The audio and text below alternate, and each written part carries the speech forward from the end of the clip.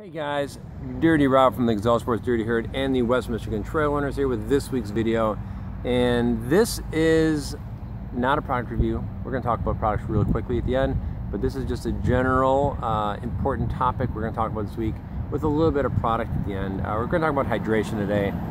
This is probably my 85th take of this video because it keeps getting really too long and I'm trying to keep this as short as possible. So I'm going to fly through this real quick and try to cover some things and get to these products and give you some strategies. So let's talk about dehydration or hydration, however you want to look at it. First things first, to stay hydrated, you don't need just water. You don't. Preferably speaking, you want to mix it up. Water and electrolytes. You want to do water and something else. Too much water is bad.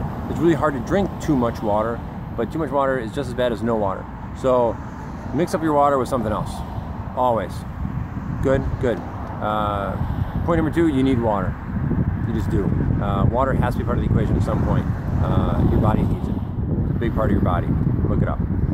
Number three, it's important because aside from helping you avoid cramping, it helps you helps maintain your digestion, fluidity, I guess we'll call it.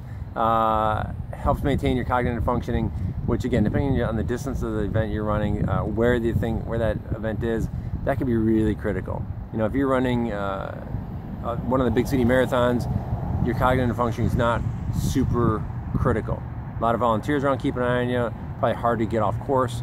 But if you're running an ultra, trail ultra, and you're away from aid stations, there's no one around you, and you get to a corner, you don't know where to go, you might miss a flag, you might not recognize there's some bad weather rolling in, it could be dangerous. So cognitive function is kind of critical. Keep it in mind. And number four, we'll stick with four. Dehydration obviously hinders your athletic performance. If you want to run well, have fun doing it, feel good while you're doing it, hydration is really critical. If you want to have a crappy day, if you want to cramp, you want to get headaches and have stomach problems, then don't drink water. So obviously you want to drink water. So what's the strategy? How do you maintain your hydration levels? What do you want to follow? There's one of two schools of thought, I think. I personally follow the half my body weight in ounces of water theory. And so I drink as much water as I can throughout the day to kind of stay ahead of it. The other thought is drinking to thirst, which I know several people will do really well with that. And I think to do that, you have to put a little more emphasis on training. And there's some really cool, thought-provoking things out there. A book called Waterlog is one that you can read that talks about that a little bit. But again, personally speaking, I hate cramping in my calves. I get a headache thing. I just stay ahead of it and call it good, and it works for me. So, which direction do you follow? You have to experiment. Simply. Everyone's different. Everyone's chemistry is different. How much you need to drink, when you need to drink it, what you need to drink is all different for everybody. There's no one solid, perfect school of thought for everybody. You have to experiment. If you want to know how much you sweat, though, and then get an idea of how much you need to replace, the naked sweat test is the only way to do it. So you get on the scale naked before you run, you get dressed, you go out for your run, and you come home and get naked again and jump on the scale and see how much water you've lost, and that's how much you need to drink in your runs. That simple. So that's probably the best, easiest, simplest way to figure out how much water you need to drink when you're running, so you know how much you're sweating and how much salt you're losing. So there you go. As far as what to drink and how to mix up that water, electrolyte, protein, whatever drink combination, you have to experiment. Everyone's different. There's a zillion different companies out there with a zillion different products and a zillion different theories. You know, Osmo and Scratch, they want you to drink electrolytes and eat your food and a lot of high water soluble food. Tailwind, Hammer, they have some products that give a lot of fuel and protein in your drink, so you can get away with eating less and just drinking more, and it's more of a single source of fuel. And everyone's different. You know, it all depends on what your body responds to, what your stomach likes. It's that simple. It requires you to experiment. Sorry, there's no simple way to do that. I can't give you the easy answer. Personally speaking, I've tried both, and while I perform very well with a single source fuel like Perpetuum from Hammer, my body will survive the event and feel good. It's the next day where I don't necessarily feel good. So if I want to feel good during the run and after the run and for the days following the run, I tend to stick to a drinking water and electrolyte combination and eating all my fuel. My body loves it better. And I try to keep it as natural and as simple as possible. So something to think about. You have to test and experiment.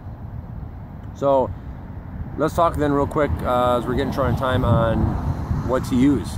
There's really kind of 3 ideas or 3 things, general categories of things to carry your products with you on your longer runs. And again, we're looking at 60 to 90 minutes or more.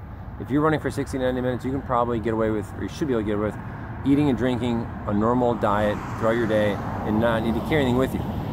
If you maybe didn't eat lunch, or you're a little dehydrated, or you're running longer than 60 to 90 minutes, that's where this stuff kicks in. We should start thinking about which of these you're going to use or going to want.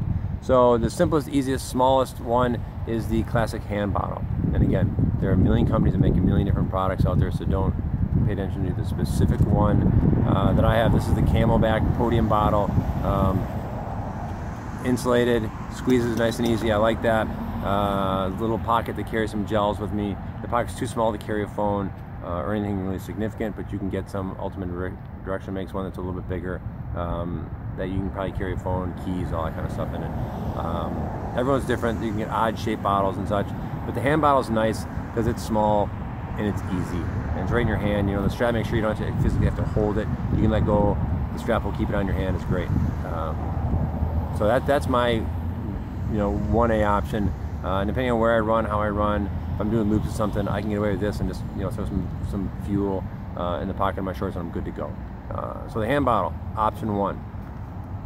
Bad part, I guess, about that is if you're going to do the whole water electrolyte mix, you need to carry 2 of these, which could get a little heavy if you get a bigger size bottle. So be careful of that. And if you're going to go test these out, make sure you find someplace to let you throw some water in there so you can feel how heavy it's going to be. So option number 1, hand bottle. Option 2, the belt. Pros and cons here is fit and comfort, obviously, is a big one. I personally cannot stand belts because I've yet to find one that fits me comfortably around the waist. I keep trying and experimenting. This particular model from Amphbot has come closest to me, or for me to wear. And the other thing I like about this one is it's really adaptable. All these bottles can come off and on. So, and I mean not just the bottles, but the holders of the bottles. So I can make it a 2-bottle belt, a 4-bottle belt. I can add pockets to it to carry more food or less fuel. I can put little attachments on here for race numbers and all that stuff. So it's really a versatile piece. And a lot of them are. A lot of them you can do the same thing. But again, really pay attention to the fit of it and make sure it sits on your hips and it doesn't move. Run around the store, try it out. And if you go somewhere really cool and they let you fill the bottles with water, do it. Jump on the treadmill, try it out. Nothing worse than buying a belt, going out and running in it, and then being a mile in, everything bouncing all over the place, and you just want to chuck it in the bushes. So try to experiment with this as much as you can. And then the third option is the vest. 2 classic options right here. Anything from Camelback with the bladder on the back and the hose and the nozzle. This is the Skeeter. It's really small, really minimal, carries just the bladder and very little else. Really love-hate relationship with these things with people. Some people hate it and think they slosh too much. This one doesn't have a whole lot of attachment or adjustment to keep the bladder tight against your body. This is the Ultimate Direction Scott Jurek vest, which is my number 1B option.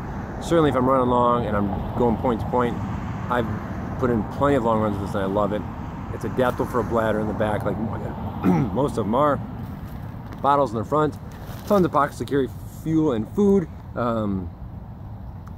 Again, if you're going to run long point to point, you're not going to have a lot of aid stations. You have to think about how much food you need, how many calories, carbs you need per hour, and can you carry with them. And going with the backpack, with the storage and all the pockets, allows you to do that. So there you go. So dehydration bad, hydration good. Stay on top of it. Play around with the products that you need. Figure out how much you need to drink, where you're going to go, how you're going to refuel while you're doing it, and experiment. It's a good time to do it. If you have any questions, more concerns, notes in the comment below. I will get them. Otherwise, guys, stay cool, drink plenty of cold water, be safe, wear your sunscreen, hit the trails. I'm Dirty Rob. I'm out.